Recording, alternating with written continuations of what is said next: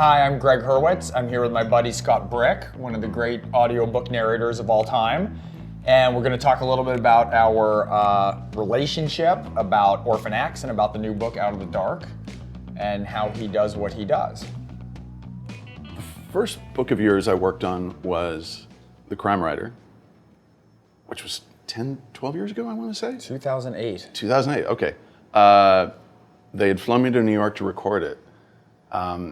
And I had to laugh because it was taking place in your neighborhood, which is my neighborhood. And then I got in touch to tell you how much I love the fact that in your books, LA is a character. And then from remembering, it was the following Comic-Con, following summer. I think we met up down there. Yeah, we both have secret alter identities as comic book nerds. Yeah. Because you've been in the comics community for a long time. Yeah. Not really secret anymore. Yeah, we're outed. I've been outed a long time ago. Yeah. So after The Crime Writer came out, what was a frustration for me is I was looking at reviews and doing searches online to see if to try to gather praise for myself. And basically every single comment about The Crime Writer was complimenting you instead of me.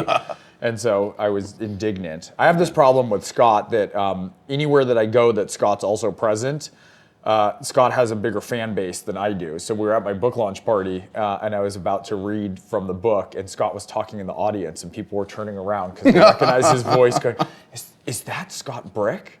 And then I had to get up and read. And when I read with Scott in the audience, there's a whole other level of self-consciousness. Yeah, because I sit there like in the front row. Very and I judgy. Sit there and you look real judgy. Yeah, just look at you.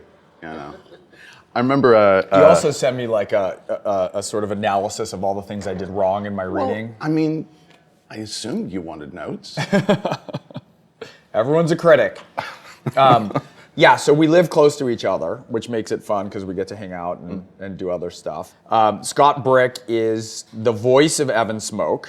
If people dial the phone number, that's the emergency phone number to call Orphan X, 1-855 to nowhere, there might be a certain world-famous audiobook narrator on the other end of that. Yeah, we recorded that. You came over. We recorded that in my studio before I sold the book. Yeah, right. I remember. I had a whole plan, and I called you. I was like, I need your brain. I need your studio. And I was talking to your voice. Other narrators, and they said, "What are you doing?" I said, "It's like a 900 number," and they said, "You're doing that work now?" And I said, no, it's what I'm trying to explain. I said, it's meta. This guy really gets it. Yeah, it's violent. It's not sex. But actually, after that, they were all jealous. All the other narrators, they were like, I wish I was working with an author who really gets that. I mean, you registered that phone number before you sold the book. The email in the book, too, his secret email, right, which I get emails to. But it's funny, because if I'm in meetings or pitches on Orphan X or meeting with people, I'll just dial like 1-855 to nowhere and put it on speakerphone, and then you come on. It's so great. Working on this series, I've been really grateful for it because I got to do something a little different. This book is written differently. I mean, it's third-person narrative, but it's such a tight third person that it feels like first. So because Evan Smoak is always tactical, every time he goes into a location, whether it's, he's got 4 commandos between him and the exit, or he's got 4 fellow members of his HOA association, his homeowners association in an elevator, and when he's trying to pass for human, or pass for normal, I should say, he's always thinking tactically. So typically on a third-person narrative, you back off a little bit, you keep a certain amount of distance. But I get really, really close to the mic. He's just come up from the parking lot, and he's dripping blood, but he's trying to hide it. And he's saying, okay, if I turn my body, they won't be able to see the blood drip. But she just asked me about the HOA meeting, and I think I have to respond. So I try to keep it just entirely cerebral. There it is, people. We're watching the magic in real time. Do you see that? But that's something unique that I don't get to do in other series. And I think that's something that really makes Evan Smoak stand apart. Oh, thank you. I mean, one of the things that when I was framing it, it's funny, I was reading that, there's that great piece, I'm sure you've read it, that's Lucas, Spielberg, and Kasdan when they were developing Indiana Jones. No, I haven't read that. There's a transcript of their conversation, and they're talking about how to build a character that's sort of worthy of his place in the pantheon. And so that was my goal when I was writing this.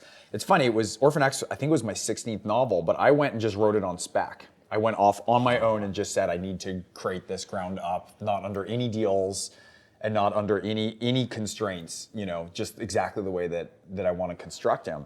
And so what's amazing in that is they're talking like, he needs an unusual weapon, Indiana Jones. And it's like, well, how about a bat? And they're like, no, well, how about a whip? Like they're going through all these things. Yeah. And so you're watching these three greatest minds in narrative and in storytelling construct a character.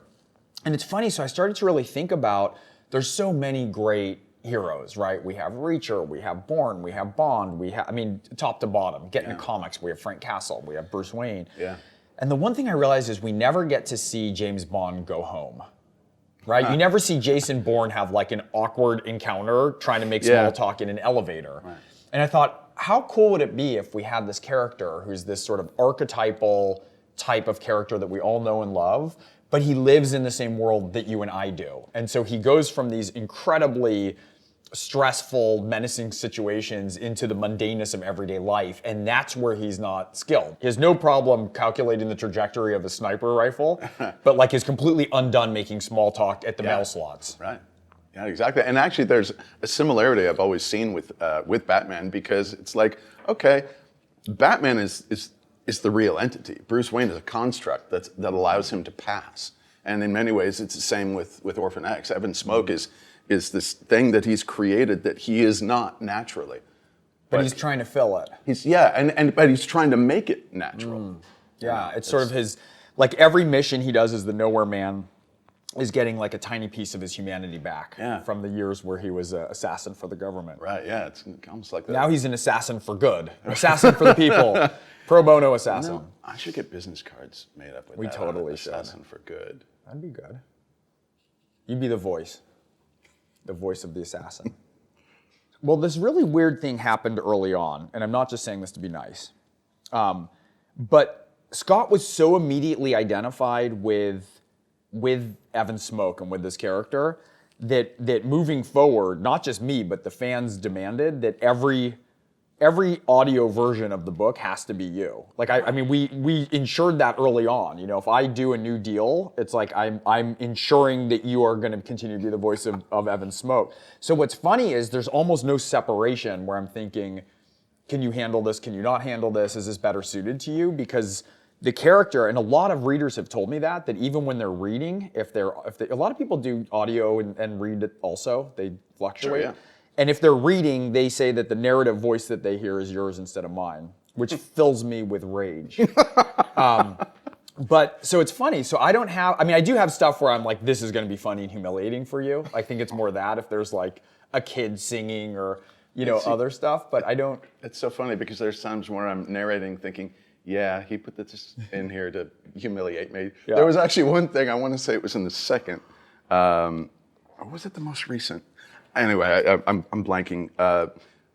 There was a moment in there, was it Van Sciver, I want to say, where he became so paranoid that he wouldn't have his voice even scrambled on an open line, so he started sampling words. Yes. So he's sampling words from cartoons, from movies, from podcasts, and they're all. I think you said it was the audio gender, equivalent. Audio. Yes, every gender, every nationality, every accent, pitch. Yes, and I think you had said this is the audio equivalent of a kidnapper's ransom note that had been ripped out of a magazine. And I remember thinking, that son of a and I looked at the very first line. It was like 17 words long. I counted because you hated me. This was the first line. It took me 20 minutes to record that. I sent it off because I knew I had to get approval from the publisher. But I wanted to send it to you saying, is this what you're looking for? And I was secretly hoping, please God, let him come back and say, no, that sounds like crap. No, just go ahead and just read it normally. And you got back within 5 minutes and said, sounds great. Good. All right, so for our devoted listeners now, why don't we have a sample of one sentence of your choosing that you use, all of the voices that are the equivalent? No. We're not doing it? No, we're not. Come on, Brett. No, that'll be in the outtakes. I'll send something that actually recorded. You know what? We should have we should put a link to that moment. I spent an entire day just doing those lines. It took me an entire day just to do those lines. I hate to tell you this because you're already I've already arranged for you to do the next 3 Orphan X books, and the one after Out of the Dark is written entirely like that. The entire thing is in a ransom note with different voices for every syllable. I have so much to look forward to. No, we will be paying for that privilege. I believe V wants to take some time with you first. That will be my gift to her for her devoted service. The voice on the other end wasn't so much a voice as a collection of words and syllables recorded from various TV shows and commercials, male and female, old and young, accented and not, hashed together, the audio equivalent of an old-timey ransom note fashioned from words clipped out of different newspapers. So I typically get the books about 3 months before they publish. And I always make sure to point out to the listeners, online on Facebook and Twitter, I get to read it before you do, because, that always goes over well. But the first thing I'm looking at are any obscure references. And one thing that you almost always do is you put in a song of some sort. But I'm trying to remember, it was several books ago. It was You're Next, that's right. And it was a kid's song. And you wrote so specifically about like the rhythm, the cadence, and I had no idea. And I'm It was the best phone call I ever got from you. I'm just so glad that you answered your phone, because I had no idea what to do. So Scott calls me and says, so here's this song, and it's a kid's song that my kid sang, and I took it and appropriated for the book. And so Scott calls me and says, I need you to sing the song. And I am so exceptionally tone deaf that, like, even if I think of a song, the noises that come out of my mouth bear no vague resemblance to what's in my brain. So I said, you gotta call my wife to have her sing it. So then you called her. I think she was driving into work, and you got her on her cell phone, and she sang you the song, and she was on speakerphone. I had Pro Tools running. I said, that's okay. She's like, you want me to do it here? Just sing it. That's all I need. And she's in public, and so that's how that went. Oh, God. That was good. That's the most nervous I've seen you. Well, yeah, because it's so personal for you. I mean, it's something that your kids sing. And my nightmare was that they would listen to it and say, Daddy, why did he mess it up so bad? Daddy, why did Scott Brick ruin your book? Well, I get that a lot. Why did he ruin our family? I get that a lot. Well, I will say that Out of the Dark is far and away Evan's biggest mission that he's ever had. Like, it's not actually possible to have a bigger Nowhere Man mission than this. And so in a certain way, I feel like all the other missions he's ever done in his life were just training for us to get to this story.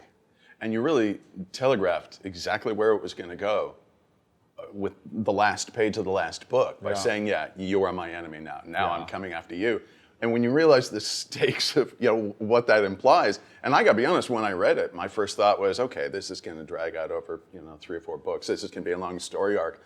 You just, as soon as the book begins, you're in the weeds. I mean, he is deep in the hunt. So Out of the Dark, one of the frames that I use to describe it is to say it's like the Day of the Jackal, except Orphan X is trying to take out the President of the United States, the very corrupt President of the United States, and we're rooting for him to do so. Yeah. So the impossibility of the mission is, how do you get to the single most heavily guarded individual on the face of the planet? So I don't know what next. I think we'll have to do, it'll be like Moonraker with Bond. I just have to go intergalactic with the next story. I thought you were going to go like for the Pope next or something. That's horrible. I would never go after the Pope. I'm curious. How dare you, Scott? What I'm curious about, though, is as you're trying to come up with a scenario in which, yes, you could take the president down, what would your Google history look like? Would there be like an FBI file that began as a result of that? Fortunately, I have a track record of having published things, but my Google history would absolutely light up the intelligence community. It's literally things like, DC hotel with best balcony view of White House entrance. I mean, so, and then it's combined with like, magazine loads. It's a total disaster, and I should be in Guantanamo, but... But I have some history to point to when they come for me. Right. Actually, God. since you're the big famous voice of Evan Smoak, they should come for you. That's what I'm going to do. I'm going to put them on you if they come That's to my what it door. is. I'm your fall I'll guy. be like, I'm just the typist. Patsy. I'm the typist. Do I sound like Orphan X? Huh? Or do you want to know the guy? Here's his I don't address. know what you mean. I had Go no get idea him. what you're talking about. Right. See if he can talk his way out of that one, huh, Brick?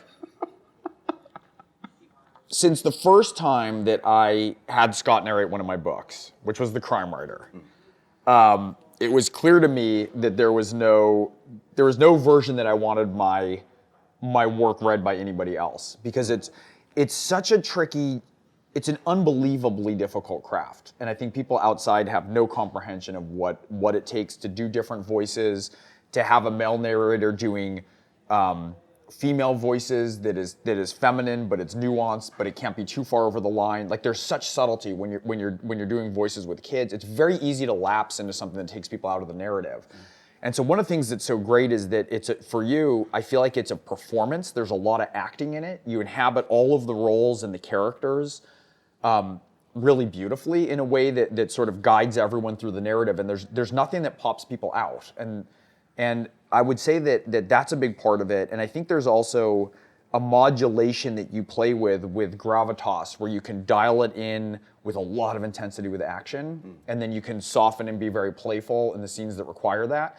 And so there's variation, not just in pitch and cadence, but in intensity. And it's this whole subtle, it's like you're like an orchestra of one. And we need all of those parts together, depending on what the language is doing, depending on what the action is doing, and depending on which characters are speaking. I can't even tell you what a privilege it is to get to work on your books, because I was telling somebody just the other day, story is one of the most important things in my life. It's of paramount importance. And I live for those times where I discover a story that's told well, because there's so much mediocrity out there, obviously. But when I can be surprised, that's the thing that I prize the most. And somebody asked me, I think I noticed it for the first time. I mean, obviously in The Crime Writer, but on Your Next, I was surprised on every single page. And it's happened again in the Orphan X series. Every time I'm surprised, I find myself, I'm so delighted. I'm smiling all the time, and I have to go back and re-record those, because when you smile, your voice sounds different. I'm like, no, I can't smile. I gotta sound like I'm upset. This is life and death here. But it really is a privilege to be able to do that and to not see it coming. I feel like I should see it coming, and I don't. And I love that. Well, thanks for coming out and talking to me. It's a very good partnership, and I'm looking forward to moving it forward a lot of books in the future. Yeah, me too. Till we meet again.